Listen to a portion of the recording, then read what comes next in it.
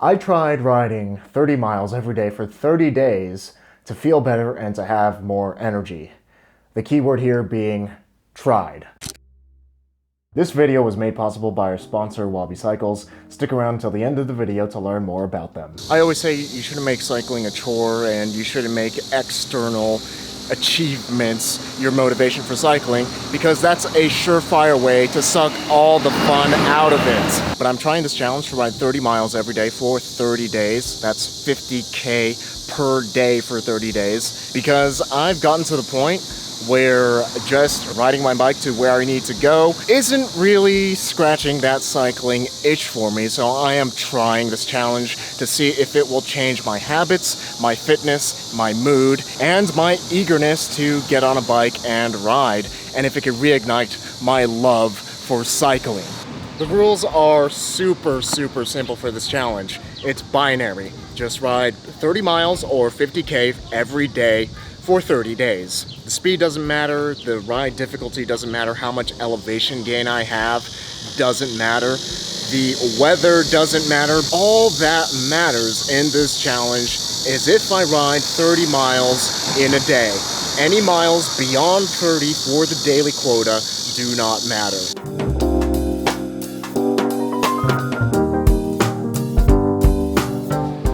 So in order to see if riding 30 miles a day for 30 days is actually good for me, I will be recording some informal data to see if the variables change after riding a certain amount of distance. And to measure my fitness a little bit, here's my weight and body fat percentage from a scale that's probably not terribly accurate, but those are the numbers I'm working with as a baseline.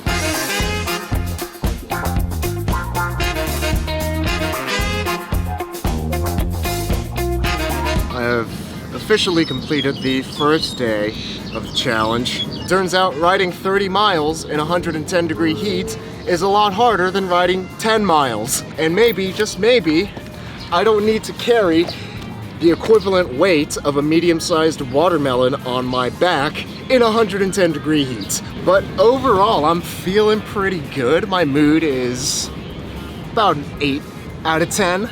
Which is an improvement from my baseline. My energy also about an 8 out of 10.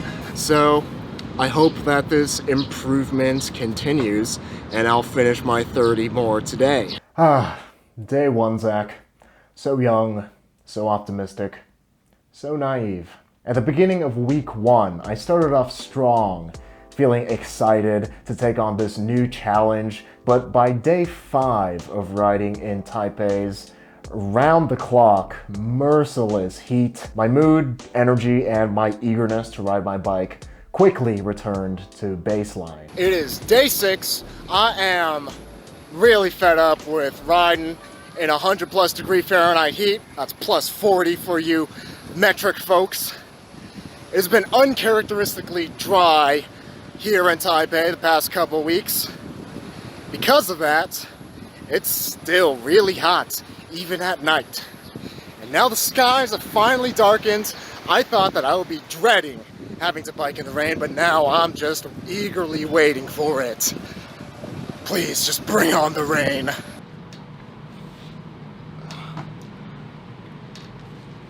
It didn't rain. It's the sweat I'm drenched in.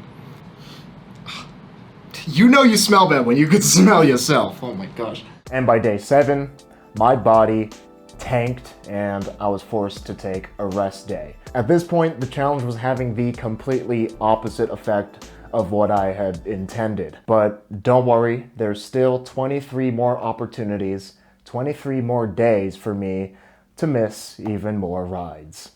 By week 2, I was dreading having to complete my nightly 30-mile rides. Having to spend 2 to 2.5 hours every night riding my bike was greatly interfering with how I wanted to live my life. I'd get really shit sleep and I'd feel lethargic and cranky the next day. This also meant that I had to miss a lot of times where I could have hung out with my friends in the evenings because I had to ride my bike at night just so I could have another check mark for my 30-day challenge. And it started to have an effect on my body too.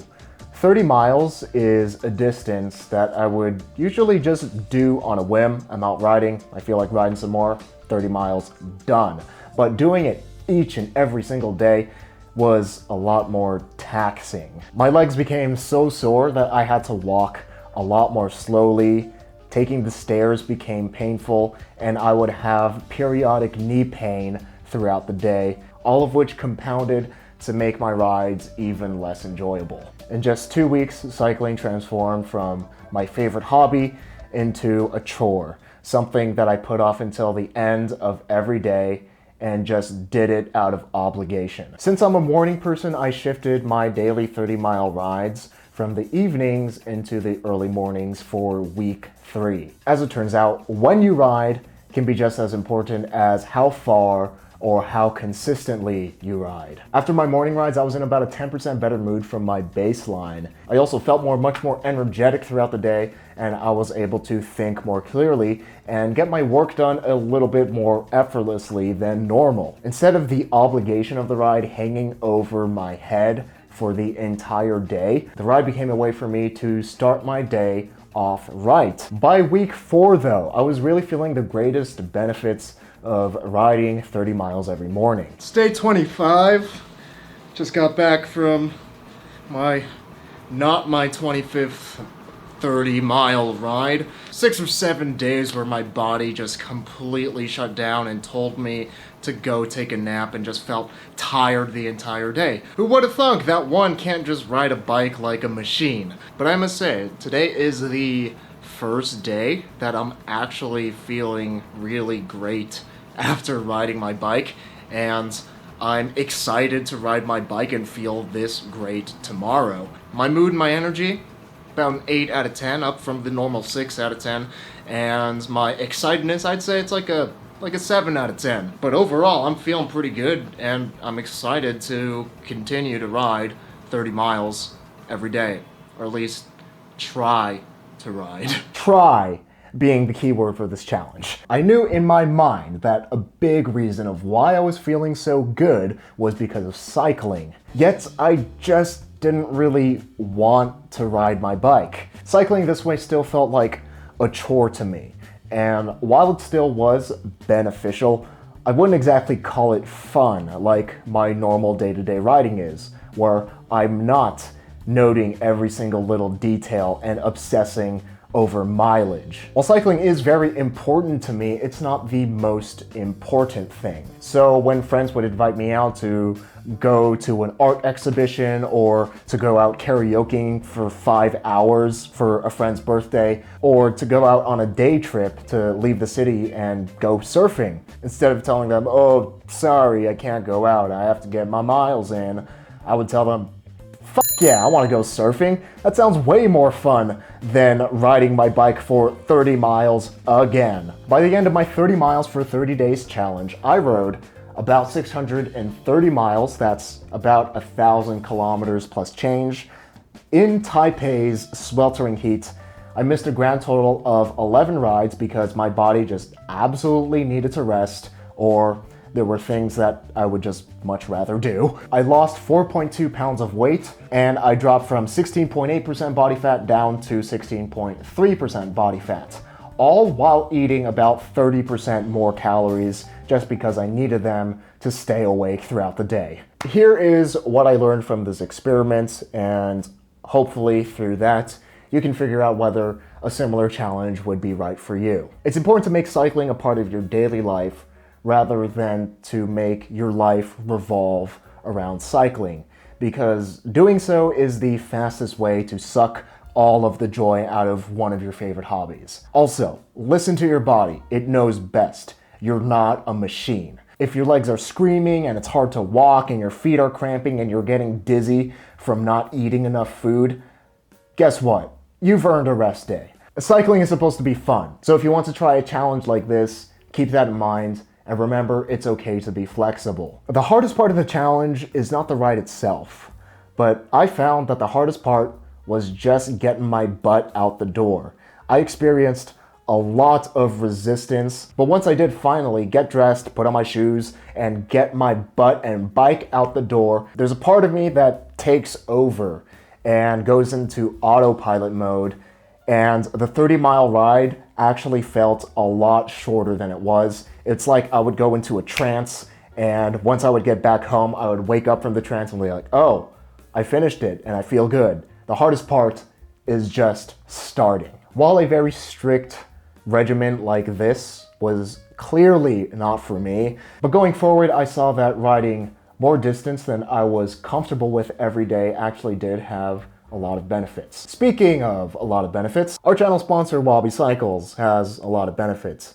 Every one of Wabi's design choices are meticulously made to give the purest ride quality for the money, and Wabi executes those choices perfectly with their bikes handmade by master craftsmen in Taiwan, and a friendly bike shop in Denver, Colorado that's eager to answer your questions and get you on a bike you'll love. Wabi's relentless attention to detail results in Wallace, my 58cm Wabi Special, weighing in at a grand total of 17.5 pounds straight out of the box. That's well under 20 pounds for a stock bike with completely steel, lugged frame set, and no carbon components. And that weight isn't just for quoting and impressing other cyclists though, it results in the best riding experience that I've ever had with a snappy and lively ride quality that only top tier steel can bring. That pure fun makes it easy for me to ride my Wabi Special as my only bike. If you're looking for a bike that puts an end to your search for the perfect bike, consider checking out Wabi Cycles linked at the top of the description, as it really is the closest thing that I've ridden to a perfect bike. And Fixie famous shoutouts to Stand Strong 108, Ryan Witt, Julian Corona, Avalo, Gio Dezera, and Kruucks for helping to make these fixed gear videos possible through their support on Patreon. And life is short, but don't make it shorter, so remember to ride your bike every day to be reasonably dangerous. ZachColorado.com/merch.